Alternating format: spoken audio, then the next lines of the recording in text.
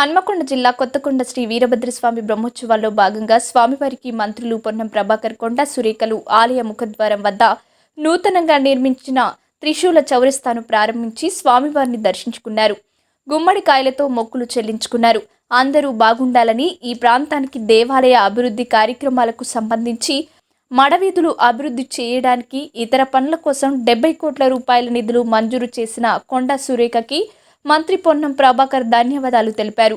గుమ్మడికాయల దేవుడిగా, కోరమీసాల దేవుడు, కోరిన కోరికలు తీర్చే దేవుడికి అనేక మంది ప్రజలు వస్తారని అన్నారు.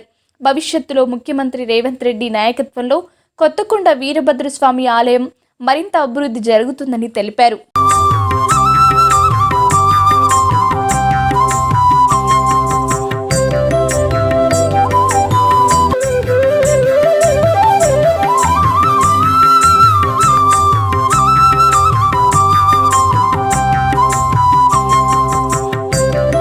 భక్తులకు సౌకర్యం కలిగించాలి.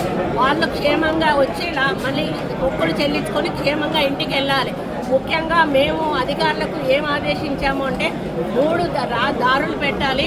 ఒకటేమో మా మహిళలు, వృద్ధులు, వికలాంగులు, పిల్లతల్లు, అదేవిధంగా VIP దర్శనం ఒకటి, జనరల్ దర్శనం ఒకటి, ఈ విధంగా పెట్టి ఎవరికి కూడా తొక్కిసలాట జరగకుండా అన్ని ఏర్పాట్లు కూడా అన్ని డిపార్ట్మెంట్స్లు కూడా మేము చెప్పడం జరిగింది.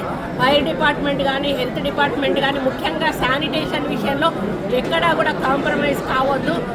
సానుకూలంగా స్పందించి దాదాపు 75 కోట్ల రూపాయలకు సంబంధించిన వివిధ మానవీధులు, ఇతరత్ర అభివృద్ధికి సంబంధించిన అన్ని ప్రతిపాదనలను అనుమతుల స్టేజ్లో ఉండే అవన్నీ కూడా ఈ ప్రాంత భక్తులకు సౌకర్యంగా ఉండే విషయం లోపల పూర్తిగా సహకరిస్తున్నటువంటి గౌరవ మంత్రి కొండా సురేఖ గారికి ధన్యవాదాలు చేస్తాం. దేవాలయాన్ని అన్ని రకాల అభివృద్ధి చేస్తాం. వారు కూడా PCC అధ్యక్షుడు ఇక్కడికి రావడం జరిగింది.